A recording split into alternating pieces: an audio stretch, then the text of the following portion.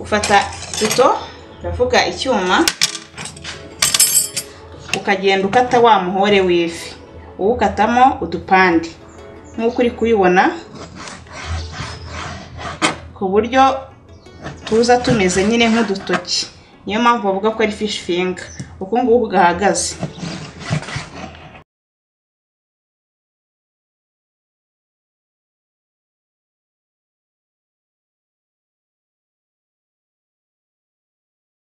Uyu muhore w'ifi rero urakuvuga uti se niba ucuruza ahantu hose bacuruza ibiribwa mu supermarket iyi fi wayibona bitunganyije gutya ari umuhore. Turafata rero agasorori ku ruhande,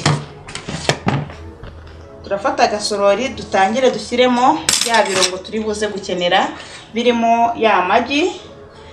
Turabanzamo amagi, turashyiramo rero n'agafarini muri rino gi rimwe. Hanyuma nitumara gushyiramo agafarini turongeramo umunyu kugira ngo ifunguro dutetse nyine rize kuba riryoshye. Nitumara gushyiramo umunyu turashyiramo black pepper dushyiremo gake cyane nukuza gutanga wa muhumuro na bwa buryohe. Turashyiramo nk'akayiko kamwe gato. Hanyuma turafata tungurusumu tuziratiremo dukoresheje rap. Turashyiramo na tangawizi nayo turashyiramo nkeya ariko ku buryo iza kuba iseye imeze nk'iseye. Turayirapa nyine ku buryo iza kuba imeze nk'iseye.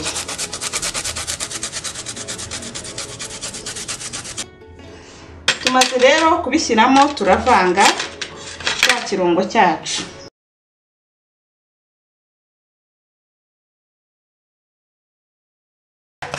Rero maze kubona ko birekuraniye turahita dutangira turambikemo ya mafi.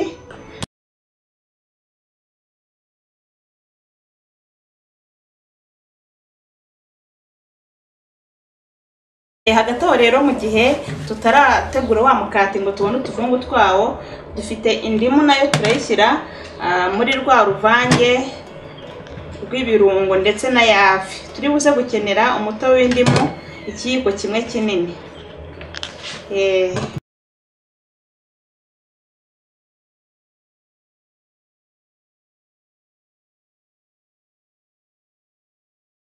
Turafata umugati urabanza ushyushya kugira ngo umere nkaho wumye, hanyuma ukawurapa ukoresheje rape.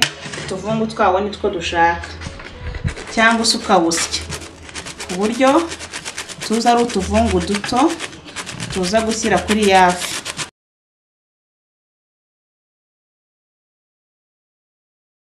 Utuvungu tw'umukati rero twamaze kuboneka, murabona ko rwose nta gafu keza gaseye k'umukati, ushatse bakita agafu k'umukati.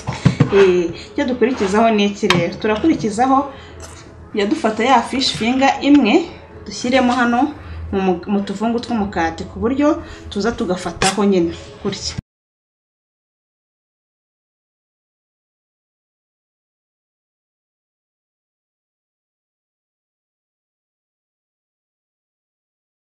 Urabona ko rero za fish finger twamaze gushyiraho twa tuvungu tw'umukati.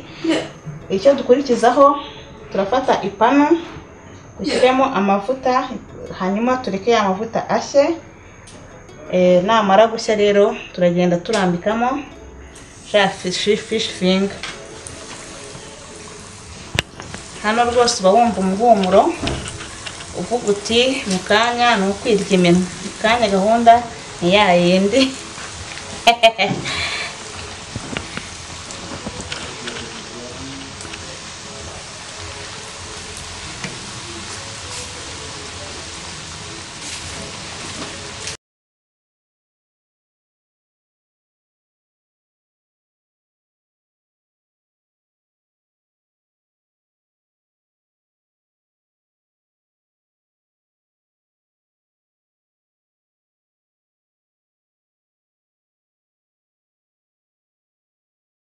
Hano rero iyo zamaze guhindura ibara ziba zahiye, kuko ziba zahiye neza turazarura.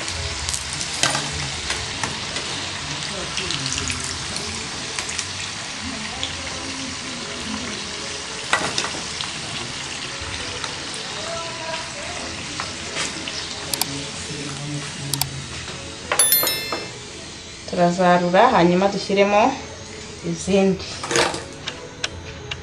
gutyo gutyo kugeza za fish finger zose tuzirangije. Tuvuye mu gikoni rero, mwabonye uburyo twaziteguye cyangwa se uburyo twazitetse. Ngizi fish finger, ubibonye ku maso rwose wavuga uti dore umuteguro mwiza cyane. Ka gashapiriri kaba kariho twa turungo twagiye dushyiramo dusanzwe, tuba tumeze neza. Hanyuma tambereke nuko ibimeze uyimanyuye. Wala, urabona ko ari ifi isa neza kandi ihiye. Hanyuma rero turyoherwe. Mwabyumva rero ukuntu kaba gakutuka.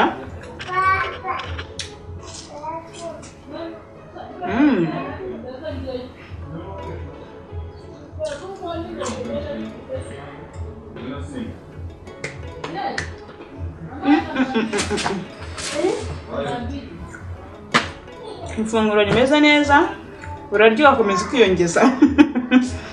Mwongere murebe neza ukuntu byaba bimeze.